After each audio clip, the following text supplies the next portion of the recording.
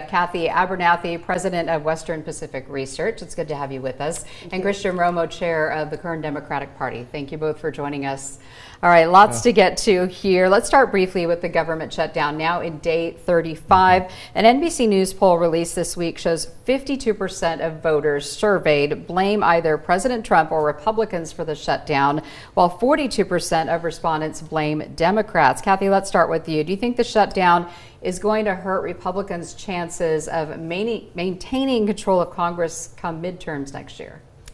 Okay, well, I worked in Congress for 20 years, and these happen all the time, and it's, whoa, what are we going to do? And then it's over, and no big deal. So it will be over. I think it'll be over at 8:01 p.m. tonight, because it was a gimmick for particularly to hold out, the Democrats to hold out, because there's so many federal workers in Virginia, and they wanted to make sure they could win the Virginia election by basing it on all those federal employees that live there. Oh my goodness, the sky is falling. So I think it'll be over very shortly, at least by the weekend. Now, why 8:01 tonight? Why? Because the election is over, and it was all about an election issue to beat up on Trump and what he's doing at the federal government, so on federal employees and all that. But that's why I think it'll be over. And every time it happens, everybody gets paid. Nobody, you know, there's so many food programs with the schools. Kids get breakfast, lunch. There's not starvation, but that's what they're trying to imply. I guess a lot of... Christian, do you agree? Well, you know, I hope that Kathy's right, that it's going to end at 8:01 after the election, but I don't think that's the case. You know, Democrats keep saying time and time again that this is, we're not going to hold out because of, you know, we don't want to negotiate. We were asking for a negotiation, a true negotiation, and healthcare is on the line. Millions of people are going to get higher healthcare costs coming into the next month, and that's something we need to be talking about. And, you know, unfortunately, I was out at the food bank distribution this week, and there are thousands of people there. 2,500 yesterday were served, and so I could only imagine across the country what that looks like. So I do hope that this ends soon, but there's no end in sight, unfortunately, and that's because of the Republicans, and now the rest of America is seeing that as well. This question has been asked before. I've seen in other venues, but let me ask you, Mr. Romo, why shouldn't they reopen the government now and negotiate the health subsidies at a later date? You know, that's a fair question, and I wish that we could trust Republicans in the House to do that. But right now, we just can't. We've done that in the past, and it doesn't work out for us. And again, this is a time-sensitive manner, because next month people are going to see rises in their healthcare costs as, you know, healthcare options are going out there. And, you know, people are already complaining about that now. They're saying, they're looking at their bills saying, why are the costs going up? And so it's a time-sensitive issue. We don't want to put that off. We want to talk about it now and reopen the government. And remember, this is about Obamacare that's got a big problem financially, and it's the way it was created. And so Republicans want to make it not continue to be exploding in cost. We have to get a handle. And gave millions health care across the country. All right, let's turn to another big issue, of course, Proposition 50, voting for it in California today, congressional redistricting. Now, some opponents of this ballot measure have argued that two wrongs don't make a right, essentially saying California should not abandon its independent commission, widely considered the gold standard in this country, just because Texas is redrawing its maps, or at least trying to. On the other hand, supporters say the Democratic Party is left with no other choice and that they need to fight fire with fire. Kathy, if GOP-controlled states redraw their maps to carve out Democrats, why shouldn't blue states do the same to Republicans?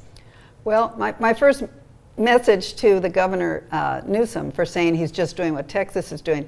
Hey, how about no income tax in California like Texas? You want to pick that baby up? How about getting our DM fees down? They pay $80 for a car in Texas. I pay $300 for my 9-year-old car every year. You know, how about some of those changes? Their sales tax is lower than ours, and they don't have income tax. So he could copy a few other things, but more importantly, this is suspending the California Constitution. Those other states aren't doing that. And I think that's very significant, because they can play this game. They've got 80 to 85% of the legislature right now. They could change the name of California tomorrow. Texas does not have an independent redistricting commission as well. That's another big difference. So those things, I think we'll see when this is all over how the vote goes, but it's not an issue that the average voter is used to. In fact, I've had calls today saying, what else is on the ballot? They're not used to just one thing on the ballot, but it's very significant. It will remove 4 or 5 California Republican congressmen by moving their districts, cutting it up real cute.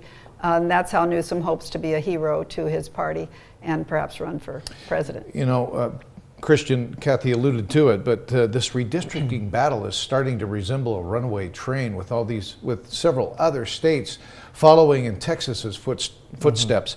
Some people are asking, at what point does this stop? would you support a congressional map that essentially carves all red districts out of California and leaves it all blue? Oh, no, never. I mean, there has to be compromise. We do that here all the time in Kern County, being a red county and a blue state. Compromise is what makes us American. We have to talk to each other. But I actually prefer a national model that models California's independent redistricting commission. Unfortunately, we had to take that back to the voters, and we're asking them today to put a very temporary pause on that because we have to fight back on what Texas is doing illegally and saying, we're going to put a pause on this temporarily, take this to the voters, ask them if they want to redraw that, and it seems overwhelmingly that they do. But I think, to your point, that this is if we get a Democratic state do it, we'll get a Republican state do it next, and I think there needs to be a nationwide model that says there's not supposed to be any politician drawing their own map, and we'll do it modeled after California. Quick follow-up, because I've heard this from a number of people I've talked with over the last several weeks, that Proposition 50 basically makes a mockery out of our Constitution, and that you could set aside a constitutional amendment to fit your own political goals and then reinstitute it at a later date. Well, here's the truth. That's not the truth. We're still taking this back to the voters. That's why there's a special election here today. We're not having politicians say, in Sacramento that it's a majority, supermajority Democrat, say this is going to be the law of the land. Unlike Donald Trump, what he did was call the governor of Texas and say, you're going to find me 5 extra seats because they're going to lose the midterms next year. We're taking it to the voters, which are overwhelmingly in polls saying that they're going to vote yes on Prop 50, redraw the lines temporarily, and then we'll redraw the maps in the next census in 2030. That is the democratic way. We're asking the voters. All right. All right. Well, not exactly, because this is going to go on for 5 years.